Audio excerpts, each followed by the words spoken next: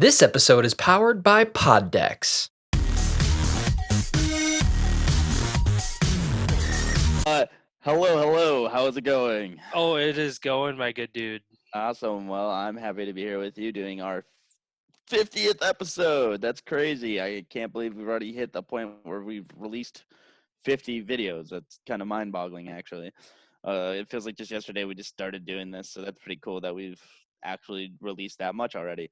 And for anyone who's tuning in, feel free to keep helping us spread our content. We always appreciate you and just keep watching if you enjoy it. And no, we're looking forward to jumping into this episode. I didn't know if we were going to do a pod deck card, but just to give a brief shout out to the sponsor of Pod Decks. You can go to their website. We recommend it. It's really cool decks. You can just pull a card, makes a great conversation starter. Even like a nice light icebreaker if you're not even looking to get into the world of podcasting. Overall, you go to their website though, you use MCVC as a code, you get 10% off. Definitely recommend it. Check it out. Yeah, they come out with new decks all the time. Some of the ones we got are more tailored to our podcast. So the two I have here, are like episode and interview decks. The episode one is just kind of a prompt for us to do a full episode on. The interview deck is usually one we start out every episode with. It just gets us talking for 5 to last episode 25 minutes.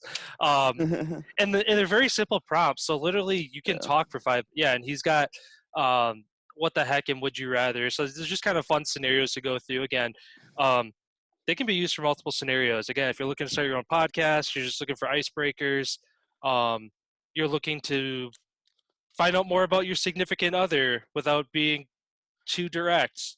And Poddex. invasive. Yes. Do you want to do a card? We can. Sure. Okay.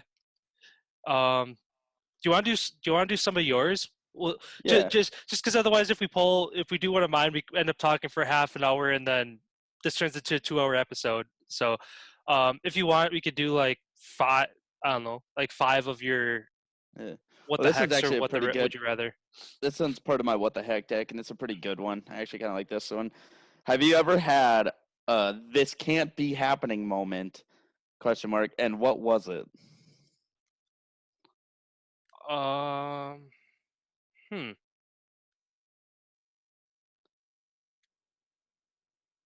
This can't be happening moment, and what was it? Oh, what one time for my interview with Affleck, we had a bad snowstorm the day before, and our landlord comes and plows at our driveway, and they hadn't plowed it out yet because I had literally scheduled my interview for the afternoon because I knew it was going to snow, because I'm like, oh, it gives them time to come in the morning and plow it out. And it was like on the 1 or 2 in the afternoon that I had my interview, and they still didn't come yet. And I had a front wheel drive car in Wisconsin, and we had got like 6+ inches of snow, and my car just wouldn't move. And it took me forever. It took me like probably close to a half hour to get out of my driveway. And you've been to my house. My driveway isn't very long. Yeah. So yeah, that was kind of one of those this can't be happening moments, because I'm supposed to be at a job interview right now. So, but they were understanding about it. I got the job. I mean, but yeah, it was just one of those moments where I'm like, this can't be happening right now. Okay. Yeah, for me, mine would have to be, I'm going to talk back about the Army days on this one. So we were doing a jump. I was airborne, as you know, and like my equipment was super heavy that day. I don't know what it was. I think I already had a strain in my back, but so we got up and we do static line jumping. So I was hooked in already, and I was like doing everything I could to stay standing, but like the weight was just pulling me down, and I was just like, I literally felt like my back was ripping apart. And then finally we got the green light to jump, and I was like, oh, thank God, like I finally get to jump out, like this ain't gonna be a problem anymore, like I'll get to go to the ground. The pack tray, which is like the main component that holds your chute in, it fell apart. So right when we got the green light, luckily the guy behind me saw that, and he draped his arm over the anchor line cable, and he called the jump masters. He's like, jump master, jump master, jump master. And then they like ran over and they like unhooked me, and they just had me sprint to the end of the airplane, like with my ruck in between my legs. I'm just shuffling. I just like laid on the ramp, And I just laid there because I became an alibi jumper, which just means you're not at fault for not being able to jump, but you're no longer obviously able to jump because they're not going to send me out there without a chute. Like, I would just, that would not be probably not the best course of action for the Army in that situation. But yeah, so that was just one of those, like, there's no way this is happening. I've heard of it happening, but I just never expected my chute to fall apart literally on a green light. And I'm glad that, like, it happened when it did and not, like, right at the door when I jumped out or something. Like Yeah. the button didn't just give last second. Like, I All don't know your how to, shit's hanging out. The jump master comes up with a roll of duct tape. yeah, That's right. on the ass. You're good to go. Well, that's the thing. It's literally just like these loose buttons that hold that pack tray together, but they need to be pulled a certain way for them to come undone. So it's just kind of weird how it just happened to just like fall apart like that. And it's like if I would have probably made it to the door, I would have probably became a toe jumper. To give you an idea of what a toe jumper is, essentially that means you're stuck to the airplane and you're smacking off the side of the airplane because like your cables or whatever are caught. Like there's just something holding you there. And like we have procedures that you're supposed to go through for that, but you honestly, best case scenario, you hope you didn't pass out. Like if you get stuck in that situation, like I've heard some horror stories of things that have happened to people. I met a guy who had like his whole bicep ripped down into his forearm because his Oh, stick got wrapped around his arm when he jumped out. Yeah, so there's some crazy shit that can happen with that. But overall, yeah, that was one of those like this can't be happening moment. Thankfully, nothing bad happened. plot twist. The And guy behind the guy behind you who like called the jump master and like pointed out your stuff. He's the one who undid it because he didn't like you and then realized, this guy might die. I guess I'll let him live. or he just undid it because he's like, man, this guy's struggling with his equipment. This dude needs a break. We're just gonna get this guy out of here. He can't get on the drop zone. No, let's see here. Okay, do you want to do one more of mine? Yeah, one or two more. Okay. I'm looking for a good one.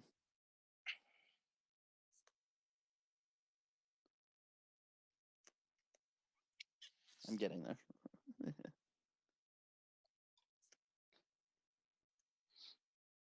No, it's a good point. If you were, Or I was just oh, saying that, it's a good point for a pause because I've been using like pauses like this as points to put in our. I made a clip of a advertisement for Anchor and for Pod Decks. So anytime in any episode where there's like 5 to 10 seconds of silence, I literally have an audio snippet of me saying and a word from our sponsor, and then it cuts to the ad. oh, perfect. All right, so if you were a villain or a criminal mastermind, what would be your calling card?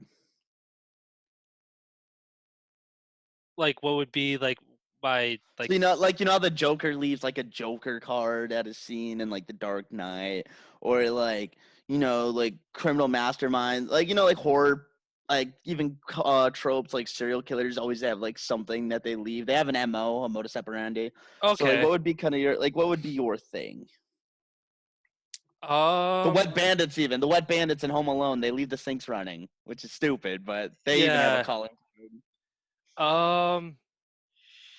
That's a good one. I'm trying to think of one that's ridiculous but like fits my personality.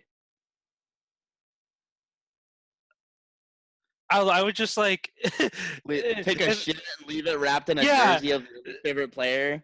No, I was just gonna say like take a shit in somebody's toilet and like leave it and like not flush it. Like that would be like Yes, I'm a the home dirty bandit. I'm a home invader. Like I go into people's homes and kill them, and then like when the first couple crime scenes were like, oh, this guy must have been taking a shit, and then the serial killer came in and caught him while he's taking a shit. Little do they know that afterwards, I just needed to release my bowels before I left the house. Even better yet, you stage the body to make it look like that person was taking the shit for whatever reason. Like you're just like it's some weird trauma from your childhood. You're like you just had to. Whatever. Sure. Yeah, I watched my mother killed in front of me while I was taking a shit when I was 6 years old. Yeah. So now you stage people like that. God, that's so horribly accurate to like what an MO could be of a serial killer, though. Believe it or not, that could like because it coincides with a traumatic memory as a childhood thing, and it establishes a repetitive pattern that helps them kind of relive because like a lot of the times they're reliving trauma.